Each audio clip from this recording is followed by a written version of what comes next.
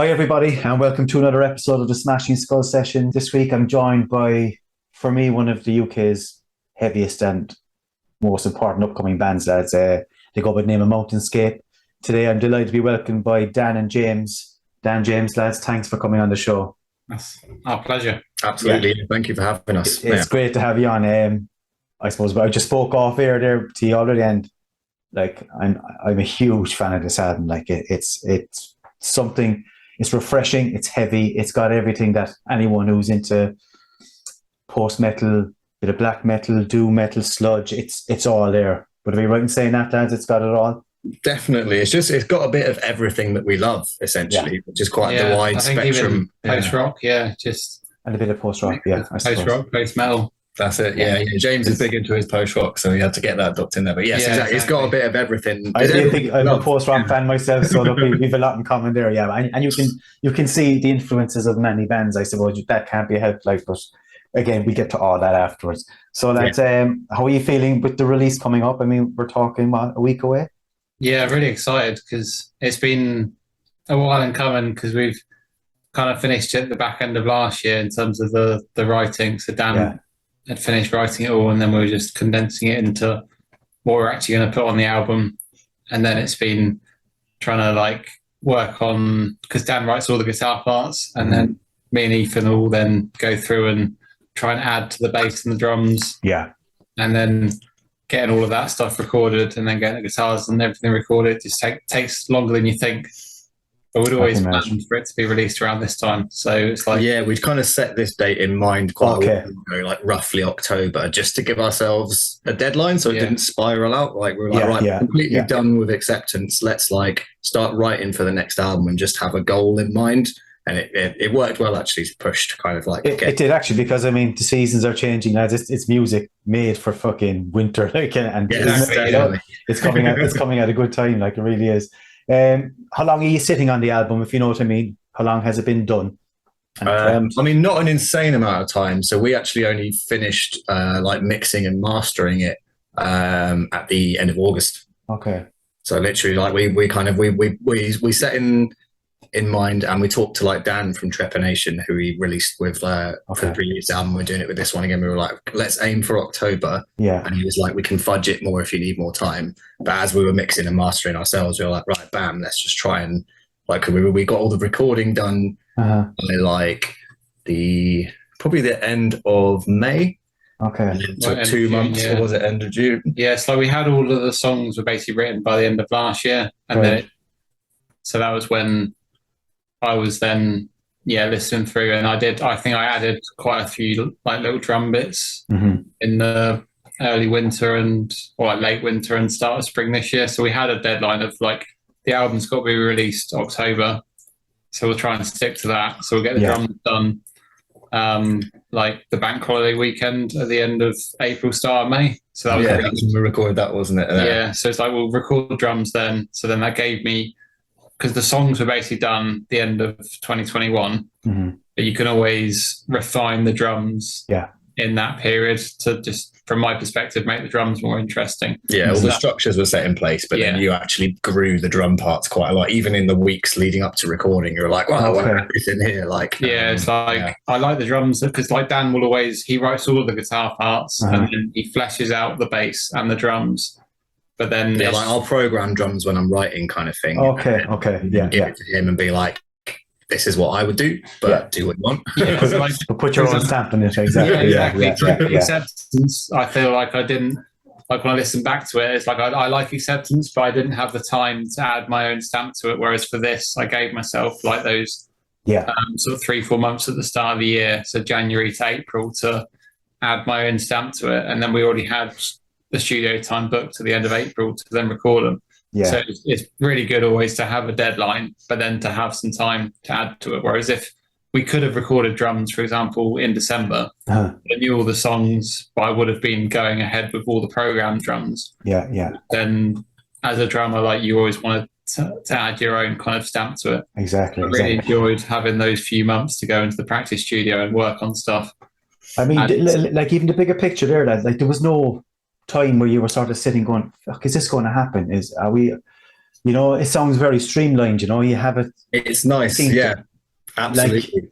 Like, did that happen with Acceptance, for instance? Was it the same process? I'm trying to, because I think with Acceptance, it was more it was a longer process. It was longer because we'd written the songs over a long period of time. Yeah. So we had like 1 or 2 songs were written, and then another couple of songs, and then we played them live, and then we had an album. Whereas with this, it was more during COVID. Like Dan had written a load of stuff. Yeah. At home by himself. Yeah. But then it's bringing. That was the main writing time. Was like during the pandemic, essentially. Yeah. For this album. Yeah. So then it's bringing that out as an actual album. We had to then, me and Ethan felt like we had to add a bit to it. Otherwise, it was just like the stuff that Dan wrote was amazing. And then, like, I loved it, but then I always felt like I had to bring it back a bit and otherwise trim the fat. Well, otherwise it was like a solo project. Like you've got loads of solo projects about, and they're good, but they're just one person's ideas. And so the songs are all they're all Dan's ideas, and then we've just added to them. Which makes it feel a little bit collaborative. Well, that sort of gets me on to the next question. So how did you come about the band itself, like Mountainscape? How did you get together? Because Dan, you seem to be, are you the founding member, so to speak? Yeah, so it came about initially, so I'm just going to plug my laptop in. Yeah, no worries. Yeah, so initially it came from me writing a few songs, back when, so I was playing with a band called Clash that I only left like quite recently, just doing black metal stuff. And even at that point, I was then starting to write things that didn't fit into what that band was doing. And so there were certain parts where, like me and the other guy were butting heads and being like, no, that's like veering way too far away. Yeah. And me kind of going, okay, cool. So I think maybe I need to start something different. Because with that, like with Clash, it was a band that I used to play drums in. And so it was a 4-piece. Okay. With another guitarist and a vocalist. And so Dan was the prime songwriter. But then when you're writing stuff that's like really melodic, and then you got another vocalist trying to add stuff over the top, that's where the kind of, it's not really butting heads, it's just that Dan was writing stuff that was already had a strong melody. Yeah. And it was really hard to fit vocals over the top. So I could see where, as a band, it's tricky to add another melody over the top. Okay. Whereas the stuff that Dan writes has always got a really strong melody, so it works really well in its own right. And was that solely a black metal band, lads? Yeah, pretty much. Yeah. Like, so me and James, like, that was one of our first proper projects together, wasn't it? Like, we started with Nico, who's still doing the band now, and's got to do it. That was back like when I was at uni in like, I don't know, 2010. Yeah, about 2010. So then that was the first time that James played drums and I played guitar. Yeah. Before that, we'd played in like a few more like symphonic black metal bands where you were playing bass and you were playing keyboard. Weren't you? But then, like, you prefer playing guitar and I prefer. Well, that was it. Yeah, that was where we grew from that, didn't we? Because initially I was the bass player when I was a teenager, and then kind of like it was pretty much at the point I went to university, actually, at about like 19, 20. I just bought an electric guitar. I was like, I want to try, as well as playing bass, I can get a bit of I'm so jealous of these multi-instrumental people. Like, you can put your hand to anything. It's incredible. Like, yeah. Well, yeah, as long as it's a bass or a guitar, yeah. and like even James, drums, keyboards, like, I mean. Yeah, he's a shit hot like piano and keyboard player, but then equally he's also really good at guitar. And stop now, for fuck's sake, yeah. The drums is like, drums is fun to play, I think. So, you have an array of riches there that you can come, I mean. Who knows? To be able to turn your hand to anything like that must be great in a band, especially when you're rehearsing and coming up with new ideas. I think it's why it helps us to write the songs, or at least like Dan sort of respects my opinion when I'm talking about most of the time melody stuff, because at least I've got some insight. It's not like I'm just a drummer that's all I can do. Like, at least I can try and give a little bit. But that is the thing, because a lot, again, no disrespect to any drummer out there, but a lot of drummers come along, it's laid out for them, they lay their track, and that's their input, they just drum. But obviously you have a much more bigger influence on the band. So I just, like, Dan is the driving force, but then I do like to try and just improve what he's done. I don't like to Yeah, you're quite good at streamlining it sometimes, just being like, right, this riff goes on for too long, or actually sometimes is that segment there, could that actually fit in a different song? Is that one too many ideas for one piece? I get you. That will sometimes be it, and chop and And tell me, where did Ethan come into the equation then? What stage did Ethan come into the band? Yeah, because Ethan's a really talented bass player. So then Dan's got his own from writing the guitar stuff, and then Dan has ideas for like when there needs to be a pivotal bass line. Yeah. But then when when you haven't got like a bass idea for a certain bit, that like Ethan comes in and puts his own stamp on it. Yeah. Because I'll give him a bare bones bass line on the demo, but I'll include, if there's any particular areas where I think this has got this specific bass melody, or the bass, I've got a real big bass riff in mind, I'll record that in on the demo. Nice. And for the rest of it, I'll just play root notes and say to him, I'll just, at those bits, flesh out whatever you want. And equally, the bits where I've been like, this has to be a melody, he'll quite often, end up in his own way. But I'll kind of write the majority of what I think the bass should do, and then let him. Like you seem to have a great setup. So I mean, the three of you seem to get on. Do you? Yeah, you seem to work well together. You can take criticism and. Indeed, we get along a lot better than we used to. So like we're brothers. We've we've grown up together and had many battles over the years. So there's no chip on anyone's shoulder when someone tells each other, I reckon you should do this, or what about a little bit of a tweak here. No one takes offense. Occasionally, there's like Dan doesn't want to get rid of something that I feel like we should just. There'll be certain points, I'll just be like, for fuck's sake, not again. Yeah. I thought this one was finished. So tell me, lads, influences, obviously, because like we said, we crossed many genres there when we sort of introduced you there. Black metal, sludge, post-rock, post-metal. Who do you look up to? Who influenced you, and who sort of put you on the road to where Mountainscape is now? Because like you said... there's so many influences. Yeah, there's so many.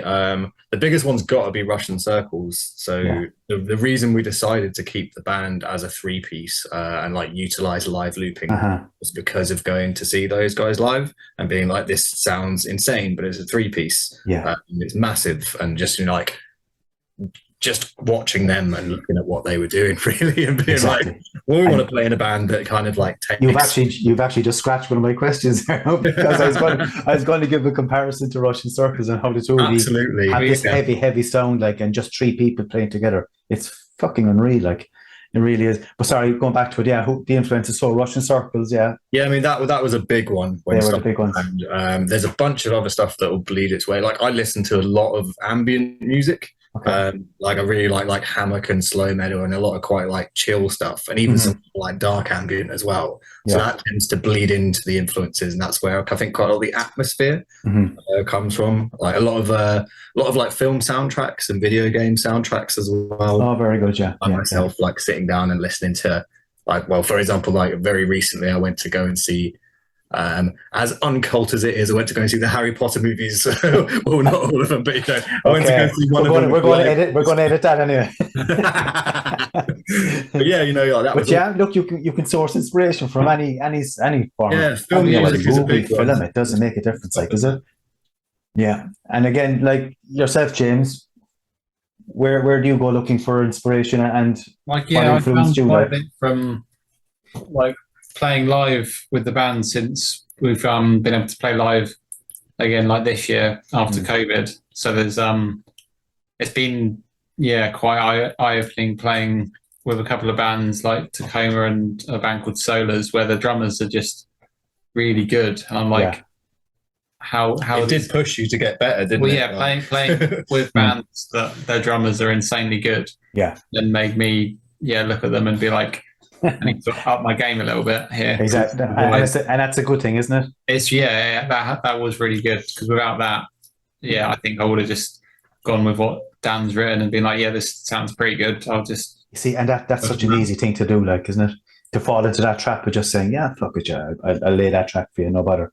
Yeah, it's great to be able to say, no, I want to push myself. I want to aspire to be as good as this band, or whatever the case may be. Yeah, so it's been really cool. Yeah, we've had some good gigs this year, which I guess it's difficult because during the years of COVID, we had 2 years without playing any gigs, and then you didn't realise just that you tended to stagnate a bit in that time. You weren't. I was listening to new music, but I wasn't watching new music. So then, I speak really to a lot of people over the last 6 months about COVID, and I try not to get fucking bogged down in COVID, because it can be a bit of a depressing subject, but so many people have, come out of it in a good way. They've created a new album, or they've got time to actually sit down and write an album, as opposed to something they couldn't have done before because they had to be on the road to survive. How did it work out for you? I think we were both quite lucky during that period, weren't we? We both had jobs where we could just switch to working from home. So that, we were never in real trouble. I know a lot of friends who worked in bars and stuff. And that was it. Bam, their income was just gone. Exactly. So I feel quite lucky through the periods that I was able to actually, to be honest, I had quite a good time for quite a lot of it, because I quite like sitting in my pants playing video games. And there was ample opportunity for doing that. Exactly, yeah. You could actually call it research, couldn't you? Because listen to soundtracks and everything else. That's what you were doing. Yeah, no, I think it probably helped with the songwriter for Dan, because you were Dan, you're a guitar teacher, so he's teaching from home. Okay. And we had more spare time. That's it. I had more spare time in between stuff because I wasn't. I cut out all the travel time in my day, so it was actually, I've now got an extra 3 hours per day. Well, that I wouldn't have normally had. Exactly. Yeah. And are you both working from? Were you both working from home? Yeah. So during COVID. Yeah, still working from home, because just office job based. Your office never reopened, did it? Yeah. Yeah. So just working from home, but then, like we said before, Dan's the main instigator and songwriter, and then it was once he'd fleshed out the songs, then it did really help having those gigs at the start of this year. Definitely helped to develop the drums. The album wouldn't have turned out the way it has without the songs being written and then us gigging before recording. It would have sounded different, definitely, if we just come straight into recording it. If COVID had been kind of ongoing for another 6 months into 2022 and we hadn't played any live gigs, the drums would be a bit more basic than they are, because I wouldn't have heard the drummers from Tacoma and solos and be like, that's really the core of the songs would have been the same, wouldn't it? Just the drum parts wouldn't have been quite so intricate in places. And it's probably something then you'd look back and you would probably kick yourself at a later stage looking back. I might have realised, I think I probably would have, whereas now I'm really happy with how it's all turned out. So the album itself, as Atoms Unfurling, it's out on the 21st of October. Right, yeah. Unfortunately, this show will be out on the 29th, so we're sort of playing catch up here, but what harm. Again, the concept for the album and the album title, Atoms Unfurling, because it just, to me, I don't know, Atoms Unfurling just fucking gives me this picture of explosions, fireworks, just a blowout of music, That's it. What is the concept behind the album title, firstly? I think that's basically it, you summed it up pretty well there. It's kind of a description of the music, if anything, or even for me, how it kind of feels when I've got got music flowing through me. Exactly. Now, it needs to release when I'm writing and just getting lost in it, and then almost as well as explosion, almost the fact that everything else drifts away quite a lot. If I'm just sat writing music, I'll just completely lose track of time, as if I've just drifted. Just completely, my atoms are just drifting away at the moment. Exactly. It makes sense to me. It makes sense to me. Yeah. Have you a favorite track on the album? Just out of curiosity, because we've probably got slightly different ones. Go on, you go first. Yeah. Well, I think mine's either track 4, which we keep renaming them. So what's that? Solace. Solace, and track 6, which is Patterns in the Mist, because they're both slightly lighter, I think, and that's more on my end. There's the most post-rock. They're probably lean towards the post-rock elements. Yeah, they're really fun to play on drums. The end of Patterns in the Mist is quite sort of groovy, so that's fun. And Solace as well as one where I added quite a big groove in the 2 verses. It's got a fun groove to play, and then a really simple chorus where I can just. That's one going back to when the initial form of that song just had a very simple drum beat. The first section, whereas it now has this big big like rim tickling groove. Yeah, so I enjoy. That's a perfect description, Dan. A good description, a really good description of it. I think I really enjoyed adding that, and then I really enjoyed like playing it whenever we play in the practice studio. So, and what about you, Dan? What's your favorite track at the moment? I suppose it will always change, like, will it? Yeah, it'll change. It'll kind of lift and go. Probably at the moment, Awakening, the opener, is my favorite one, because we were just like, we were rehearsing that the other day, and it's just so enjoyable to play. Yeah, like doing it, live. Like just in the practice room and doing the big kind of like beginning ambient section, and then when the riff then kicks in and you're playing, I catch myself pulling these horrible faces and just really enjoying it. So have you not played any of these tracks live yet? I think we've played Patterns in the Mist, the last track. Okay, and we played the title track. We played Atoms Unfurling, and we played Solace once. Oh, right, okay, yeah. But the last gigs we just played old stuff, because it was like the last time when we were going to be playing or fully playing acceptance songs. Okay. So it was more like the start of the year when we had the album written. So we already had, we played. Yeah, I think it was prior to recording it, wasn't it? Like that we'd actually played a couple of them live. Yeah. Okay. Yeah, we played Atoms a few times. And Atoms is really fun to play as well. Yeah. Not played. How have they been received live, lads? Have people? Yeah. Really, yeah. Good, excitingly good reception. Yeah, brilliant. Absolutely. The album artwork. Can you give us a bit of a background on that as well? Because it's so that was from essentially, the album artwork. I'd had the title already, and had a rough idea in mind of what I wanted with like kind of it being like a deity-ish figure, kind of like drifting out into the sky with loads of cool mountainous shit going on around it. Obviously, hence the name. Like you have to bring in somehow, don't you? So that would have been my initial brief to a guy Mark Erskine, whose name I probably pronounced wrong, but I found him. I was following him already, actually, from a few previous bits of artwork that he'd done. Okay. I really enjoyed his style and like the kind of like color. He uses a lot of like purples and pinks, like spacey colors. Like. It is a nice name. And what's his name? We might as well name drop away as we're here. It's like Mark Erskine. He's got like, I think his company is like Erskine Designs. Okay. Although I reckon I'm pronouncing it wrong. It might be Erskine. Or like, he'll know who he is. You'll find him. If you just type in like Erskine, I think it's like ERKSKIN. Google will do the rest. His name's Mark Edwilner or something, but does amazing artwork. Like, and tell me then, Acceptance, lads, did Artwork Flex, was that the same guy? No. Actually, for Acceptance, I went on DeviantArt. And looked up a bunch of people who'd taken cool photos and messaged a load of them, and just asked if I could use anyone's photos, and just got really lucky with one of the guys whose name I can't remember now, but it is. And that's put you on the spot there, no mentioning name dropping. Yeah, don't worry about it. Whoops, edit that bit up. So so that one we got really lucky on, essentially, actually, because there was a guy who'd taken lots of really cool nature photos and said that I was welcome to use like the front and the back cover of a couple of his photos. Brilliant. That's great. I want to ask you as well, lads, about the UK scene, because I've interviewed quite a few bands from the UK. I've been listening to a load. I mean, there's so much post-metal and post-rock going on in the UK. How much of a help are you to each other, if you know what I mean? Are you in contact with each other? Do you help each other out? Do you discuss touring and whatever? There's around Tacoma, Bridge Narrows Disaster, a bit of a mouthful. Yeah. We just tend to call them Tacoma. Yeah, I just call them Tacoma, yeah. They're really nice guys. As I do, yeah.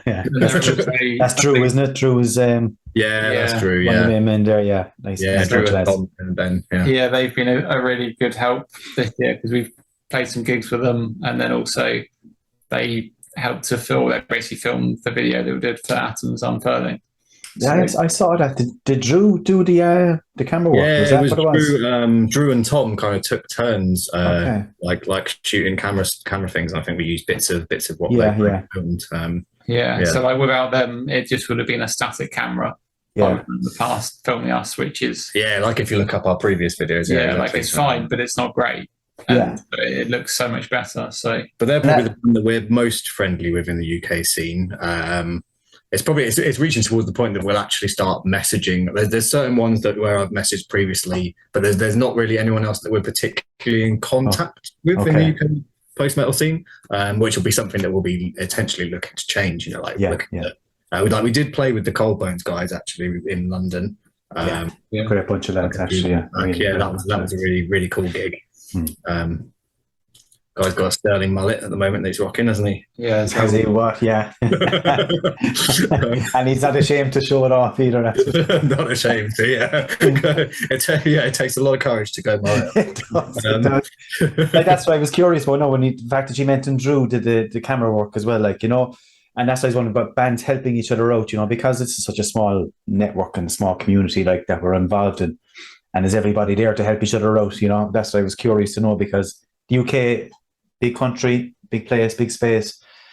But again, like for instance, Tarcoma lads, are you close by? Is that how Drew was able to fall in and help out? Is that how it works? Because they're based in London, but then they're kind of a bit more strewn out. So Drew and Tom are both in London, which is how they've been able to help out. Yeah, because we're Reading, so it's only like an hour and a half between us, kind of thing. So we played quite a few gigs with them this year, which is we did like a little mini tour in August where we hired out, stayed in an Airbnb together in some place in Nottingham. So. That was really cool. Without that, we probably wouldn't have gone on to living the dream, lads, huh? Airbnb. Yes. I tell you, that's the reality. It was also a Harry Potter theme. Yeah. Airbnb. It was initially sold as like a wizard Airbnb, and we arrived and it was just like plastered with Harry Potter stuff. And like my other half, who had actually booked all the shows for that, is a massive Harry Potter nerd. So she was like, that was coming. Yeah. I suppose I want to talk as well about, we touched on it a while ago, your sound, as a three piece, the sound is colossal, like it really is. I mean, there's the layers that you have, and the atmosphere to be created by three people, like is something special. And you mentioned it, obviously the big influences, Russian Circus, who are the kings of this three piece, fucking whatever you want to call it. Was it ever going to be any other way? Was it always going to be a three piece when you got to the idea of getting Mountainscape on the road? It makes things a bit simpler. Like, we've been in bands, so the band where Dan used to play bass and I played keyboards, that was like a 6 or even 7 piece at times. And so to practice and even to write stuff was always more complicated. Okay. And then when you've got rid of the vocals, like you could have another guitarist, because Dan's almost playing. Yeah, technically we could play the same stuff we do, but just I wouldn't loop anything. We could have another guitar player in and just have him double parts at points. But I think it doesn't feel like it needs it. Especially at the moment, so with the stuff that we've written for this album. So with the first album, like there was more stuff where we had kind of looping going on, where then whole delivery from Jesus, delivery. I saw the the eyes went up and there's Sean. Yes. So with the first album, it was a little bit more in terms of downward loop stuff, and I'd have to be playing along to Dan's looping, which is pretty tricky live when you've just got the noise of everything. Okay. Whereas the new album is a little bit simpler in terms of the looping, which is quite good. So it might sound bigger, but we've almost simplified the looping a bit. Yeah. Okay. Also, the way we sound large as well live, in particular, is that Ethan plays like through a bass amp and a guitar amp and splits his signal. So essentially, he's covering bass and like rhythm frequencies. Yeah. So even when I'm not looping, because I'll tend to like more loop in like big kind of washy reverby sections. If you still have that extra layer coming from Ethan, then exactly. I get you. Like often in a big chunky section, actually a lot of the hench sound will actually come from Ethan's end. Yeah. So often like we'll see a band where they've got like 3 guitarists, and we're like, why on earth is there 3 guitars in this band? And it sounds like there's 2, and what's that guitarist actually doing? Yeah, that's interesting. But it is what we get at every gig, isn't it? Like there'll always be a couple of people afterwards coming up being like, how do you sound that big with only like 3 of you? Especially when you're playing in a small venue and we've turned up loud. Exactly. Yeah. Be like, how are 3 of you making that? But it's from Ethan doubling. So him playing through a bass and a guitar amp. And then depending on the venue, I sometimes will bring 2 guitar amps, but if it's a small venue, I might just go through one. And do you not think it would be easier to have another guitarist? Would it make life easier for you, even Dan? Me say, because but when you're playing live, is it very, very technical, trying to get the looping right, trying to get it? Your mind must be going at. Yeah, I mean, it's miles definitely. I get what you're saying. That there are large sections where I have to, rather than just learn the song, it's also learning the what my feet are doing as like a separate muscle memory that's part of the song. So I'll try and rehearse it a lot at home before we're playing a gig, so that it becomes quite mechanical, and do the switching off and on of effects and the loops in the exact same thing. I think that's why we've even with the newer stuff gone more towards me looping more regularly when it's kind of just like a washy lead line where like if the loop is the tiniest bit off, it's actually not noticeable. So like that takes a little bit of the pressure off. It does. Than looping like the really obvious riff. And then if that drifts, like, then you really know. Yeah. And James just goes completely out of sync trying to keep up with that. We learned from the first we did play a couple of gigs, didn't we, when we first started, where we were like, oh, in that song, that part really drifted, didn't it? Like, we learned from it, like almost from Acceptance, we learned what works, the 3-piece with looping and what doesn't work. Definitely the new album is focusing on what you've learned from the first album, and it's not just thinking about what works on an album, it's also what works live. So like we basically got 5 of the 6 tracks are pretty good to play live, and then we've just got 1 of the tracks is a lot more complicated. Like the second track, Transient, I'm not sure how soon we'll gig that one, because there's a lot of, that's one where I'd have to loop like a really obvious lead part.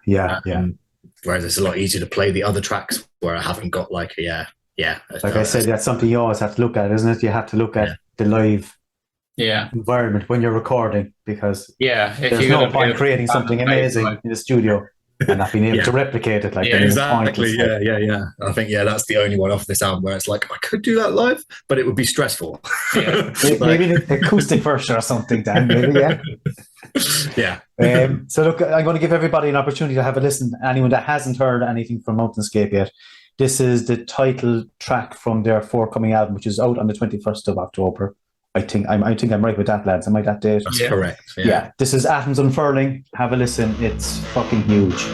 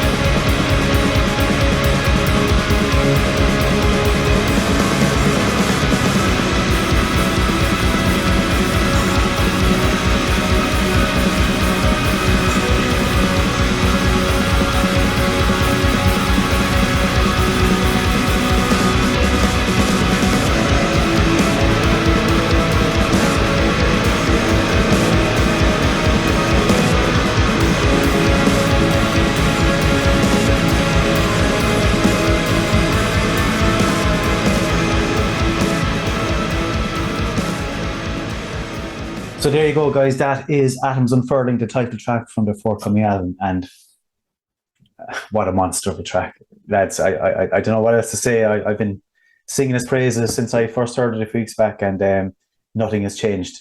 My opinion, no, nothing will change my opinion. It's one to watch out for, lads. We want to move. I want to take a step away from recording because I think we've covered plenty on that. Yeah, I think we covered about all we can. I think so. The social media aspect of getting an album up and running, it's a big deal, isn't it? There's a lot involved, and I was thinking like there's a lot of bands now have come to the stage where they have to release a track and maybe a second or third track before the album drops. Obviously, you've done the same here with Atoms Unfurling. Did you have a good think about this? Was that a decision that wasn't taken lightly, if you know what I mean? Because are you giving too much away? No, it was always the plan from the beginning to do at least 2, maybe 3 singles, just because it's the easiest way to create content for social media to get people interested, is to be like, right, we've got this song coming up. Here's like, for example, for the first one, we did a full video for it, or like we might make like little snippets of us playing a small part, or have like a tiny snippet of the song with like some cool footage. I think the singles really leads and helps with creating content. I don't know what I'd be posting on social media about if we weren't repeatedly over and over again going, an album's coming, an album's coming. That's true. Yeah, exactly. I suppose people will get bored of that. Yeah. So they need something to chew on for a while, I suppose, don't they? They get their teeth into. Exactly. Yeah. And you Dan, look after all that social media side of things, do you? Is that your baby? I do indeed, yes. That's part of my role in the band is doing all the boring social media stuff, which I've kind of gotten used to and accepted as just part of my life. That's what it becomes. I mean, the bit I do for this show alone, some days you're saying, fuck it, I have to go in, I have to put this out onto all these groups and stuff. But again, it becomes second nature after a while, That's it. And then sometimes it then becomes quite enjoyable, doesn't it? Like when you're getting people's comments and you get to reply to them and you see how people are receiving, like the internet's making it's a big thing. It's to get a reaction makes it all worthwhile. It actually does make it worthwhile when people react. And how do people react, actually? Just out of curiosity again, because with the social media, with the songs dropping. With like the video we did, like all the comments on that are really positive. So that's it's lovely reading through. Because that was quite like, nice. It's really like life affirming. Like people seem to like it. That's really good. But that's the beauty of it, that you just touched on there, Dan. Like to get that feedback must make you all the more confident about dropping the album. You must be saying, "Fuck it, look, if they like this song and they like this track, they're going to love this album." Yeah, it does make you feel good about it. Yeah, because we kind of feel like it was kind of a struggle to pick which songs to do as a single, because like all the ones we've done as singles are not my favourite tracks. I like them, but it's like but that's where overruled. Did he not get a say at all? Did he? He did. Just me and Ethan outvoted him. Exactly. Yeah. That's what's nice about having a 3-piece. That's a nice even voting number of people. What track would you put out, James, out of curiosity again, if you were to... I think Atoms was a good first one to put out. I think that had to be anyway. It did, yeah. I think it worked for it because it's got so much like diverse in it, as well as being like really heavy. It's got lighter bits, so it kind of shows. Like, there's almost 4 sections there that just roll into each other. It has everything. I do really like that one, and then like, even though my favourite track from the album is probably the last track, that's not really one to put out as a single because it is an album closer. So I can see it's an album closer and it's a slow burner. It's not. And again, a perfectly fitting track to finish an album with. Actually, exactly. It's just not really a single, but pretty well on the album. What about interviews and stuff then, Dan? I suppose like are you caught up in it now for the last couple of months with press, trying to get onto websites, webzines? So I've been doing a lot of emailing out. To be fair, my other half has helped out quite a bit with it as well. Like I've got my other half, Tiff, who has got a little company of her own called Celestial Diadem. So she actually put on like all the gigs that we did with Tacoma. She actually booked those for us and sorted them out, and she's been helping me out with emailing press kits out. Oh, very good. I've been tag teaming that. Like, she's done a large portion of it, and then I've been like, right, have we heard back from this or this? Shall I follow up to them and email them from Mountainscape? Is it coming from your one? Yeah, without Tiff, we wouldn't be really anywhere. So no, yeah. Like, I can't thank her. It's actually her email, yes, let's little deed, and that rings a bell. Actually, that's what it came under the heading of. Yeah, very good. Yeah, exactly. So yeah, I can't thank her enough. She's done, and it was her who actually like kind of spurred me to properly manage the social media as well, by just being like, here, look, this is what you need to do. These are the things that you need to keep on top of. And it's like, okay, cool, yeah, I can do that. And as we say, you have to do it though, don't you? There's no way out of it at this stage. Like, I mean, yeah, especially like starting from we're only on the second album. The first album only came out like just over like a year and a half ago or something. So we're still very much in the the very early stages where social media is really important to try and get your music heard. Because I've even been at stages where I go through Bandcamp there. Some days I just take sort of a couple of hours and go through new releases, Yeah. And you see albums from bands that you would have followed and that you would have purchased from before. And you go, fuck, if they released an album, I never realised it, never knew. Yeah. So Bandcamp's a big one that I use for that as well, because it's got the option to message everyone who's followed your band. Yeah. So that's like a regular thing that I've also been doing since the pre-orders went up, just being like, right, I'll send a message to anyone who's followed us, because obviously they're then already interested. Exactly, yeah. But I find it strange how a band doesn't promote an album and how they just drop it into Bandcamp and I don't know, do they have fingers crossed and hope for the best, or are they not pushed?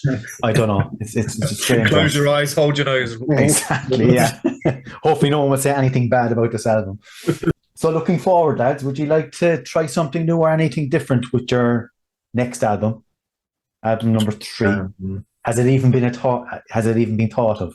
It's been thought of quite. I mean, to be honest, I've still got. There are 3 songs from the writing session for this album that we had to chop, not because we didn't like them, but because it was like, right, we now have too many songs to fit onto this album. So we've kind of got about half of the next album already written. Wow. Already demoed that will then get like reworked.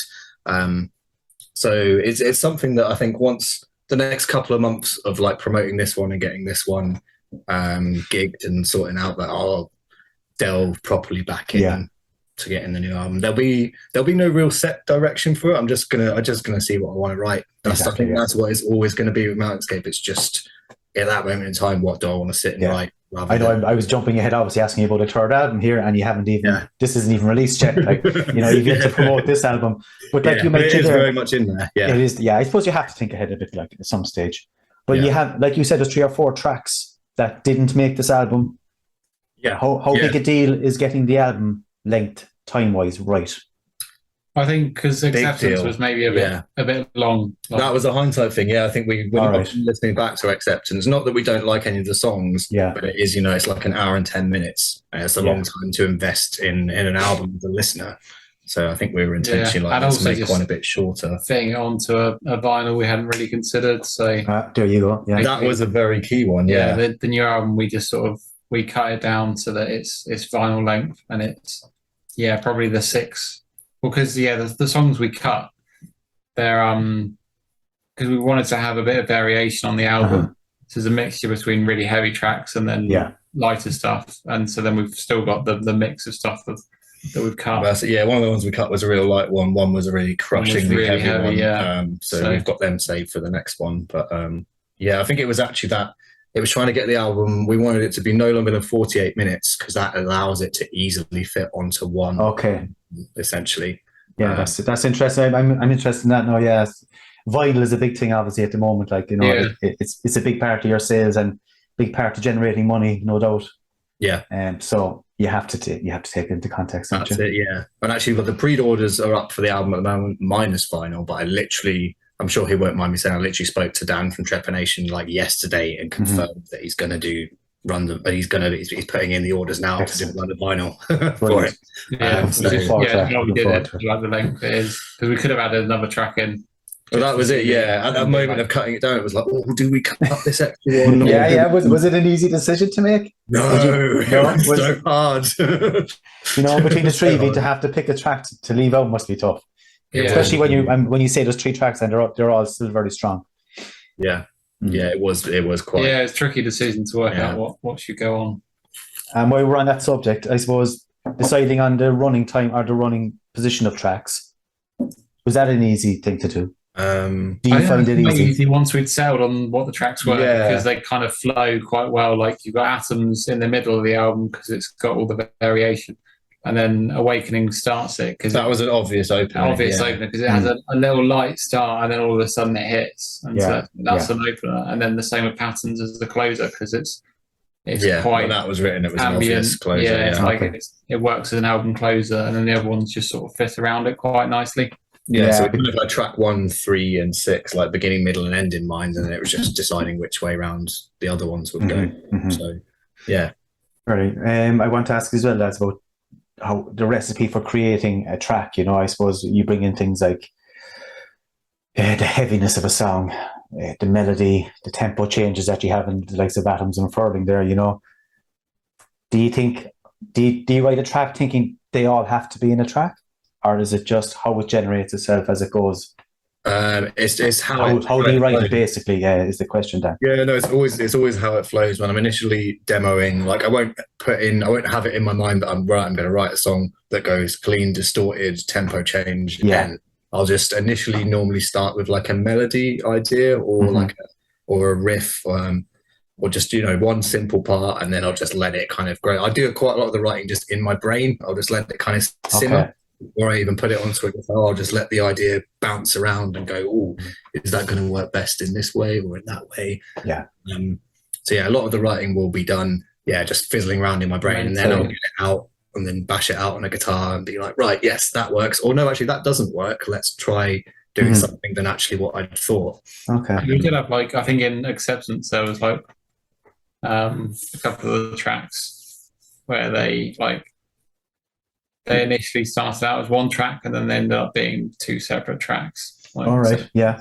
Yeah, that's it. Yeah, sometimes I'll piece together a piece of music that, again, I've gone overboard, but I've been writing it and included too many ideas. That's when Shane will step in and be like, no, actually, wait, hang on. You could siphon some of that off. Exactly. You can cut and snip it and put it somewhere else and put it to use in another track. Yeah, so I think we definitely, I don't think it happened on the new album, but on the old album, there's a couple of tracks which one track ended up being 2 tracks because I think it's what was Wilderness and Visions were initially conjoined into this mammoth song, which we then split into 2 pieces, and decided what went there. But so the songwriting, there's never really a goal in mind for it. It's just I'll start with an idea that will just come to me at whatever point. When I've been there's definitely playing a game or it just comes naturally. So basically, it just comes naturally. Yeah, you don't have any set agenda when you come to creating a track. You don't have to. You don't feel like you have to have the big crescendo on every track. You don't have to have that piece that bottoms out and drops down. It's just with some of this stuff. It's like I'm with the new album. I think it's Awakening. It initially had quite a lot more ideas to it, and then that's when we trimmed a few bits.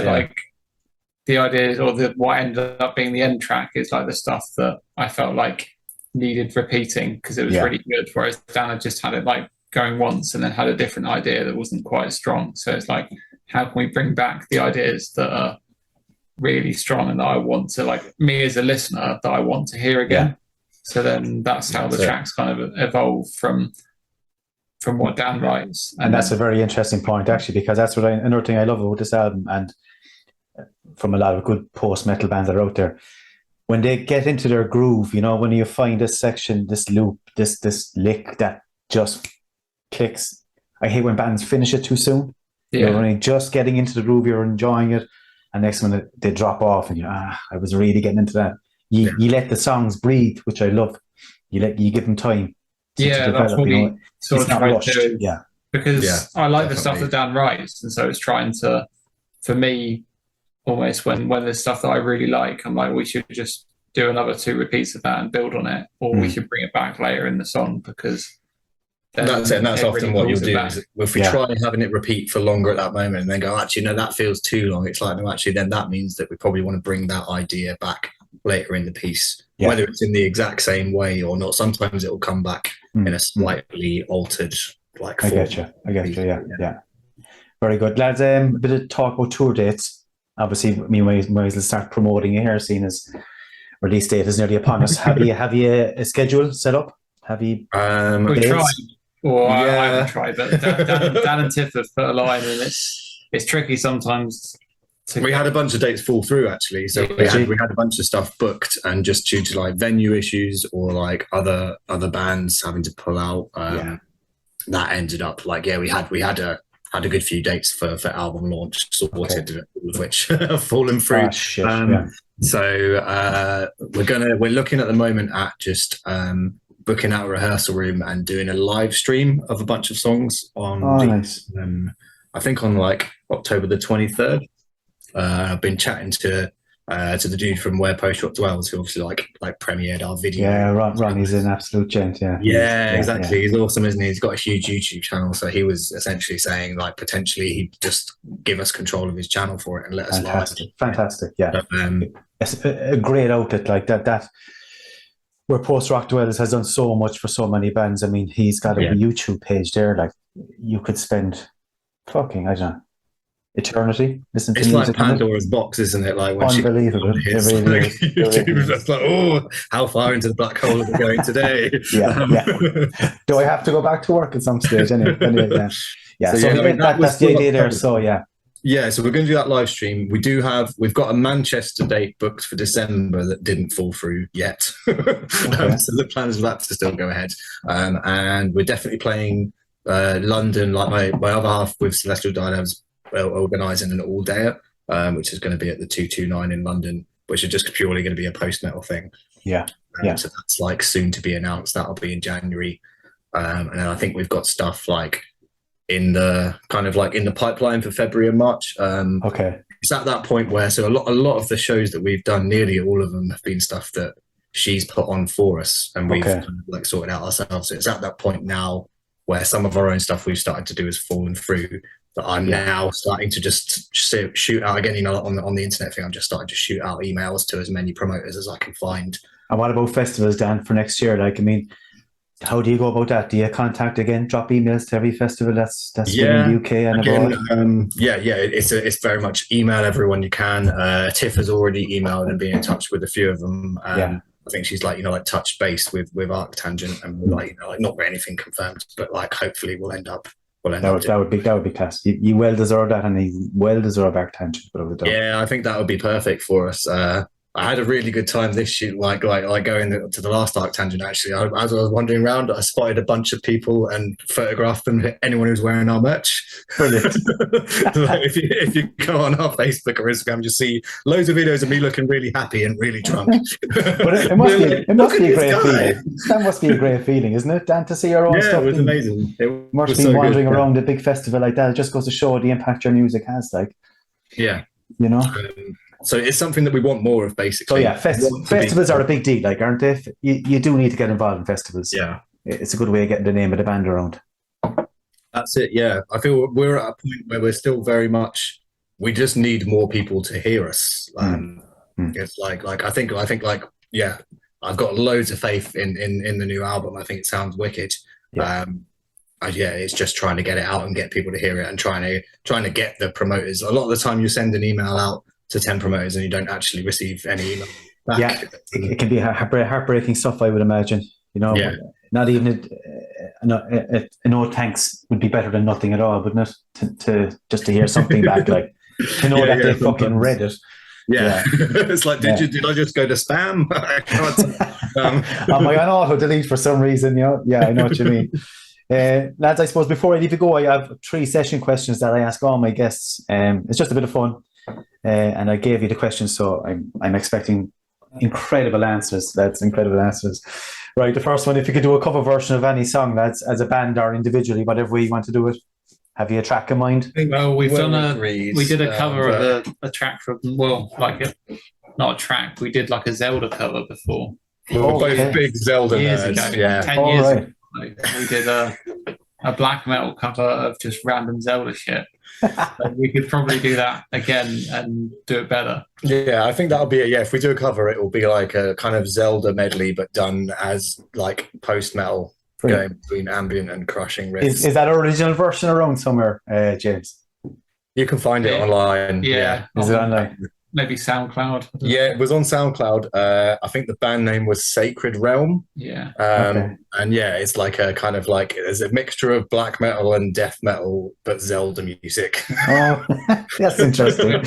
Like I think it had you on vocals and stuff. It had me doing awful death. It's like, yeah, you'll have a great time. You might not enjoy it, but like you'll definitely have a laugh. It doesn't matter. You had a good time. That's all that matters. Yeah, exactly. Is that both your answer? So will I take that as your? Yeah, that's definitely a joint answer. Yeah, I think that's the Mountainscape answer. Like, well, Ethan's not here to put in. She can't argue. Exactly.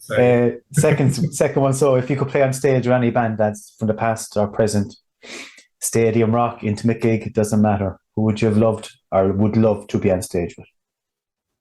It's just such a tricky one. Do you mean in terms of like literally like playing in with the band or like exactly playing with the band? Yeah, jamming with them. Well, I think mine were probably different on that because I'd like to play with. There's a band Thrice who have been going for 25 odd years, and they were a band that I listened to as a teenager, and just I still have so much fun listening to their albums from the noughties and playing drums along to them. And so just play drums at one of their gigs would just be so much fun. Brilliant, because it's not the most complex, but it's a lot of fun. Well, obviously, they mean a lot to you, I suppose, as a band if you're listening for that long, James. Yeah, exactly. Yeah. So it's kind of like a band that when I first got into like metal, it was just they were my favourite band, and then they've got a lot lighter as they've gone on, and I probably listen to lighter stuff as well. So it's what with yourself, Dan? Have you an answer? One of those, like I found myself cycling through multiple answers and then confusing my own brain. But I suppose there's no denying your love for Russian Circles and their sound. Would you love to be on stage? Yeah, absolutely. Yeah, it would be. Yeah, it'd be really cool. Even not on stage, just to go and shoot the shit, like chatting about gear and like play some riffs, nerdy stuff. Yeah, exactly. Just to nerd out with some of those bands would be really cool. Yeah, like nerd out with Caspian. That would be pretty cool. Yeah, go through their gear, or even like on a different spectrum. So I went to go and see Tycho recently. That's a band that I'd love to kind of like have a bit of a jam with, because again, it's completely different electronic, kind of like very synthy music. But I kind of feel that a lot of the guitar playing in the more ambient stuff that I do could work its way into well with that. That could be really enjoyable. And then I might accidentally drop a big riff, but exactly. Yeah, that's the way to do it. Third question, that's the last question. Just tell me what albums you're listening to. What have you listened to? What's the last album you listened to today? So today, the last album I listened to while I was cooking earlier on, making dinner, I was listening to Death is a Relief by Holy Thorn, that new Holy Thorn album, which, I absolutely... Incredible album. Yeah, I only spoke about it a few days ago to Thorsten, I think, from God is an Astronaut. Yeah, we dropped that name as well.